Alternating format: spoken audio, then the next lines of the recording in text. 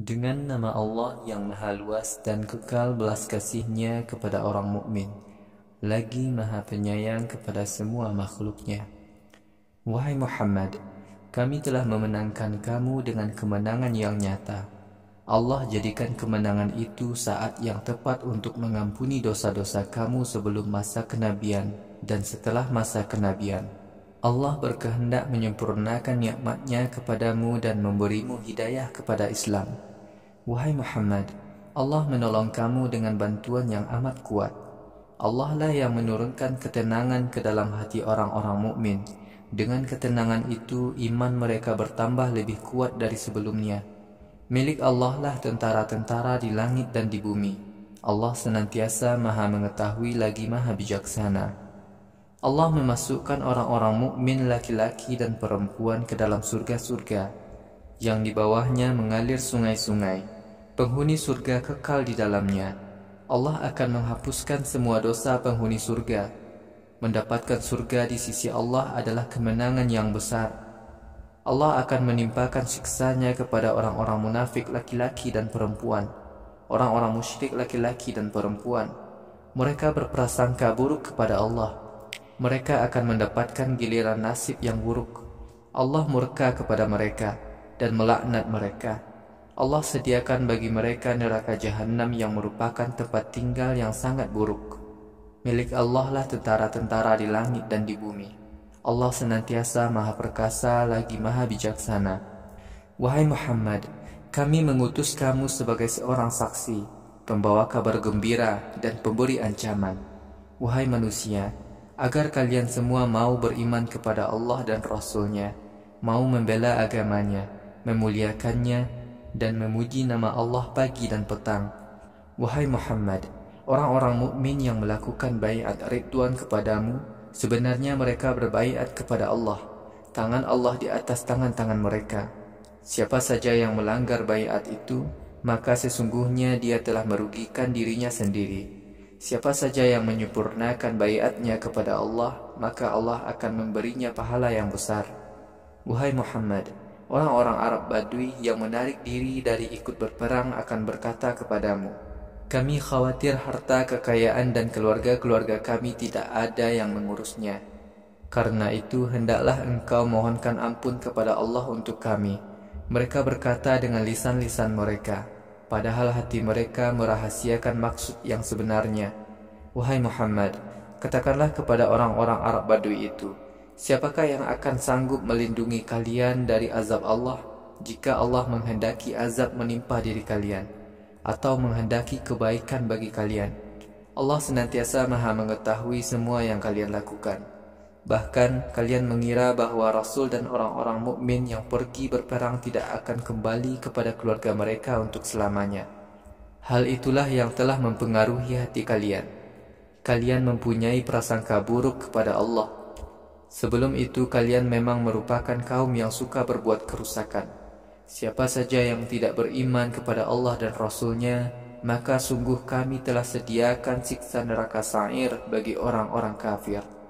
Hanya milik Allah lah kerajaan di langit dan di bumi. Allah mengampuni siapa yang dikehendakinya. Allah menurunkan siksa kepada siapa yang dikehendakinya. Allah senantiasa Maha Pengampun lagi Maha Penyayang kepada semua makhluknya. Orang-orang Badui yang menarik diri dari ikut berperang bersama Rasulullah berkata kepada para sahabat, kalau kalian pergi berperang dan pasti mendapatkan harta rampasan perang, maka kami akan pergi bersama kalian. Orang-orang Badui itu mau mengikuti agama Allah bila menguntungkan mereka dan meninggalkan agama Allah bila tidak menguntungkan mereka. Wahai Muhammad, katakanlah kepada orang-orang Badui itu, kalian tidak boleh ikut kami. Demikianlah Allah telah berfirman sebelumnya. Mereka akan berkata kepada orang-orang mukmin, kalian melarang kami ikut hanya karena rasa dengki kalian kepada kami. Orang-orang Badui itu sebenarnya tidak pernah dapat memahami syariat Allah kecuali hanya sedikit sekali. Wahai Muhammad, katakanlah kepada orang-orang Arab Badui yang menarik diri dari ikut berperang bersamamu, kalian diajak untuk memerangi kaum kafir yang memiliki kekuatan yang hebat. Kalian berperang dengan mereka, menang atau menyerah.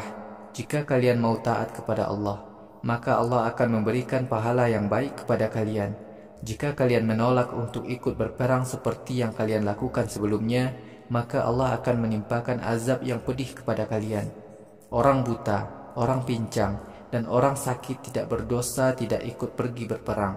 Siapa saja yang taat kepada Allah dan Rasul-Nya, maka Allah akan memasukkannya ke dalam surga-surga yang di bawahnya mengalir sungai-sungai. Siapa saja yang ingkar kepada Allah, maka Allah akan menimpakan azab yang pedih kepada mereka. Sungguh Allah meridhoi orang-orang mukmin yang ikut dalam baiat ridwan kepadamu di bawah pohon. Allah mengetahui isi hati mereka. Allah menurunkan ketenangan kepada mereka. Allah memberikan balasan kemenangan yang dekat kepada mereka. Orang-orang mukmin itu akan mendapatkan harta rampasan perang yang banyak.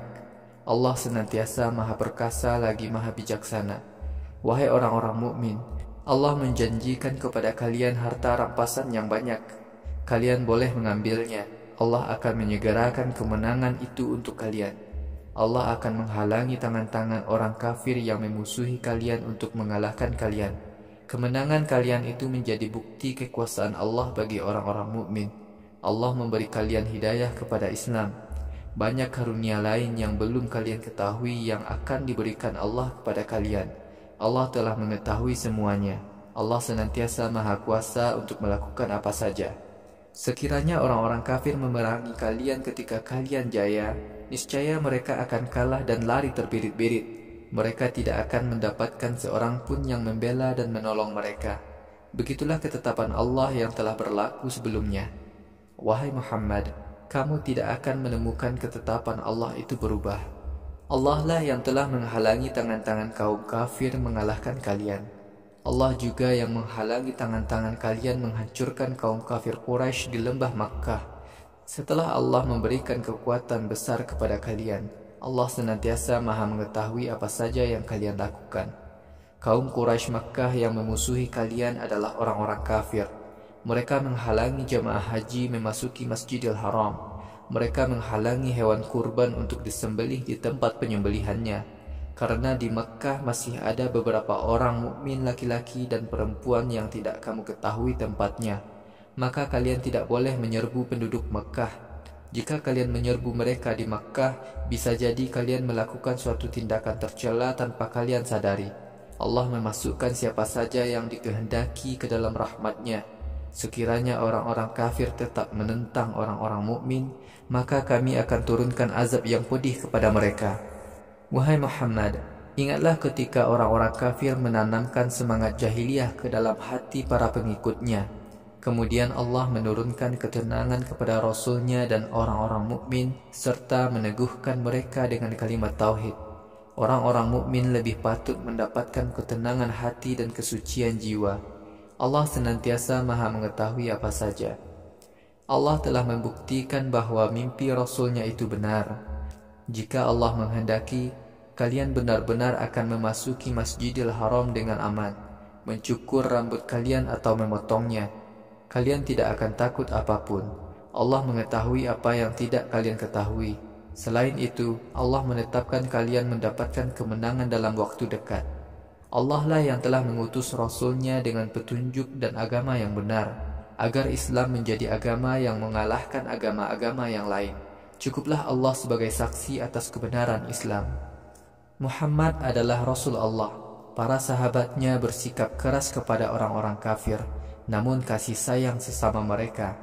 Wahai Muhammad, kamu melihat para sahabatmu ruku dan sujud untuk mencari rahmat Allah dan keridhoannya. Pada dahi mereka ada bekas sujud yang menjadi tanda khusus mereka.